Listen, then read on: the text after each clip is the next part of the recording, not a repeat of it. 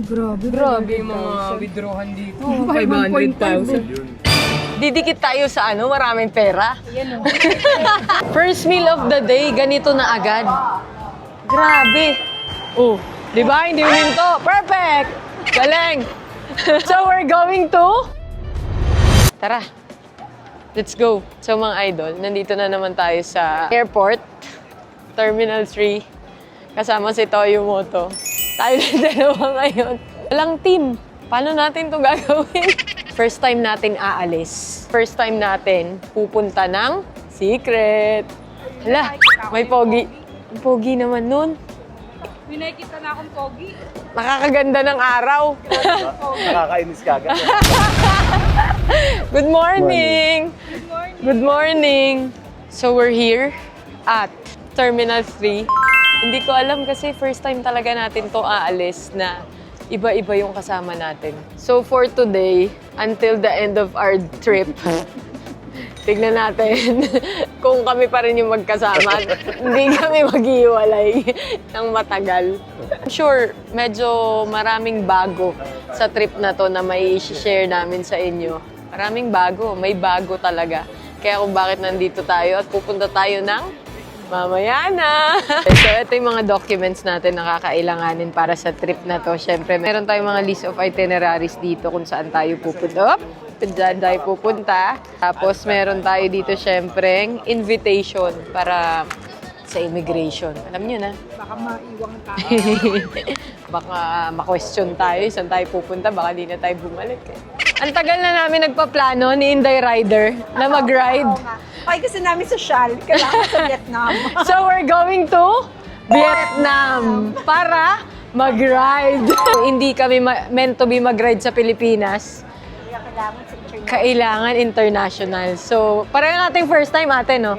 So, first time mo rin ba? Yes, first time. Virgin pa. Virgin pa.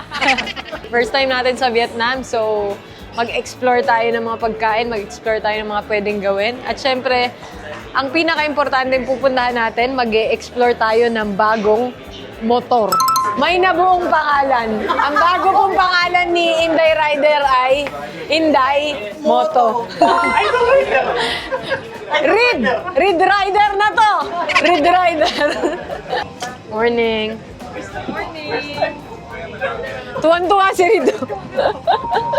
Bakit ka tuwan-tuwa, Reed? First time ko nakakita ng Vietnam. Tayo din, no? First time din natin makakita. Tsaka makasakay ng Vietnam Airlines. Ano din sila, mukha din silang Pinoy, pero mapuputi sila. Yes. Touchdown. O, di ba parang Pinas lang? Papakita ko sa inyo kung gaano kami kadami dito sa trip na to. Let's go. Let's go. Let's go. Tara, let's. Parang pamilyar yung mga mukha nito, oh. Field trip. So, ang dami namin dito, oh. Field trip to. 500,000. Ilan max nito? Grabe yung mga withdrawhan dito. 500,000. Gusto ko 5 million. Ang ino, mayaman ka, idol talaga. Bili mo nga, bumili ka nga ng bike kay Jetlao. I-withdraw ka lang, makabili ka isang big. Jet, Lima tagi 1 milyon. 5 BM. Oo, 5. Kahit 5 Ducati. Grabe si idol. Nagtataka ako. Bakit ang liliit ng dala nila? Ang lalaki ng dala natin. Nakakapagtaka. Tignan mo yung mga dala nila, oh. Tayo lang yata yung may maletang pang Canada. Parang Pinas yung weather. By the way, bakit kami nandito sa Vietnam? Dahil meron kaming bagong motor na sisilipin. Grabe, pumunta ng Vietnam para sumilip ng bagong motor. Lagyan na yung maleta natin. Bye-bye. Free seating ba tayo? Tara. Didikit tayo sa maraming pera. Tayo. Mama Pilipinas o Vietnam, pinakamaraming pera. Oo. Jetlao is the name. Ahente lang tayo, ahente lang. Didikit tayo dito para, tawag dito, Di tayo maubusan ng pera. Tingnan mo, nagbigay agad 20,000. Pagka hindi mo na-send agad yung kada araw na nadagdag doon. Ay, anong Gcash mo nga? Anong Gcash mo? Madali naman kita i-post. Ay, ako dapat mag-post sa'yo. Parang Pinas din, oh. May motorcycle lane sila. Dami ring mga motor dito. Dito tayo sa Ibero Station. Pobat. Pobat. Daming mga VinFast, oh. Di ba mga ganyan sa atin sa Pinas? Oh, di ba? Hindi uminto. Perfect! Galing!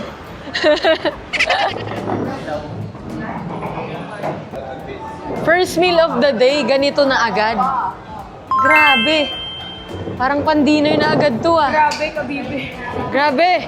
Kabibe. Bulalo. Ito yung ano di ba? Yung nilalagyan pag magpapa-food spa. Kumukulo, no? Oo, sabi nga niya. Ayan, no? Very, very hot, ah. Ah, okay. So, pwede na akong parang ano pala to? Para siyang, shabu-shabu? Shabu-shabu. Shabu-shabu. Shabu-shabu. Teka, hindi naman tayo nagbe-breakfast ng shabu-shabu. Ay, tinulungan na niya ako, nakita niya ako.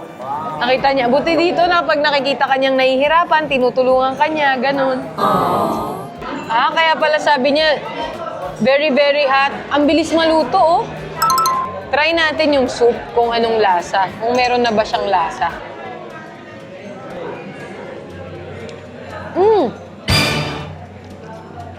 Fairness, ah. Masarap din, malasa. Parang ano siya, para siyang bulalo.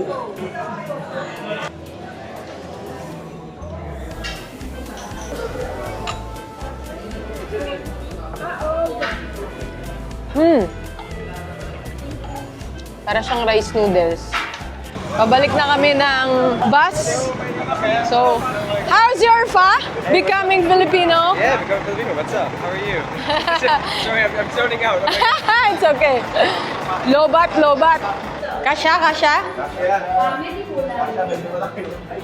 Okay, sakto. Palagi lang naman natin pinipilit yung sarili natin, eh. Wala lalabas! Wala lalabas! Kasi dami natin maleta para tayong ano, eh. 11, 15. Dito, 15. Tignan natin. Uy! Tignan mo naman yung kama ko. Kasya yung 7. Wow! Tignan mo yung kama ko. Alam mo, parang natatakot ako humiga mag-isa. Mamaya may tumabi sa akin dito. In fairness.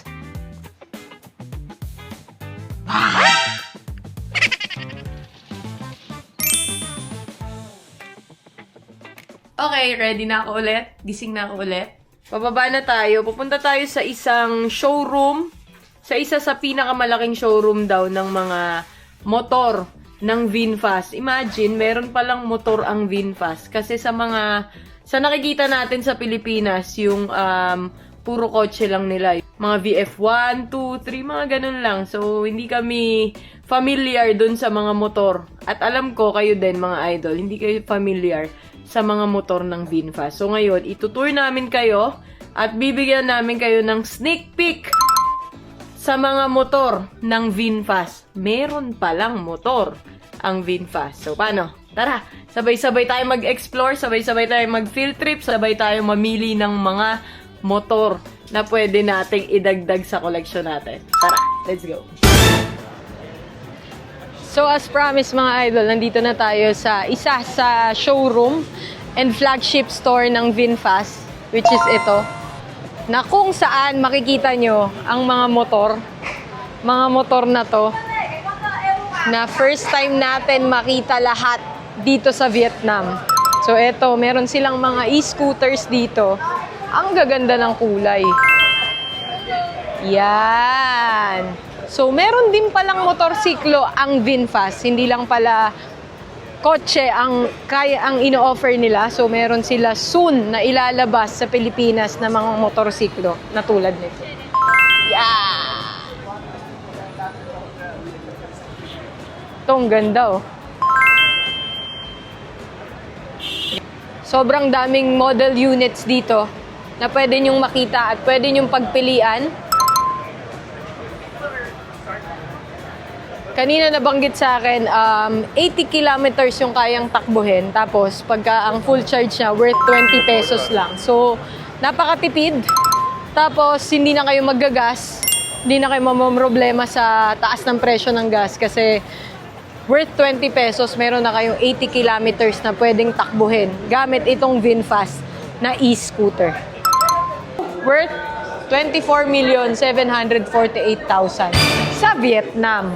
Pero kung sa Pilipinas, try nyong i-convert mga idol. Siguro, roughly 50,000 plus yung magiging price nito. So, eto, first-hand experience natin dito sa VinFast Scooters. Para talaga kami nag-field trip dito mga idol. Ganito kami kadami dito. Yan. So, dalawang bus.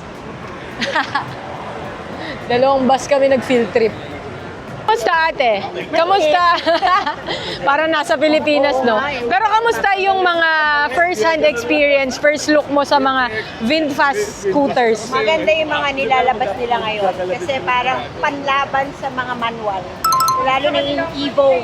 Ganda ng Evo unit.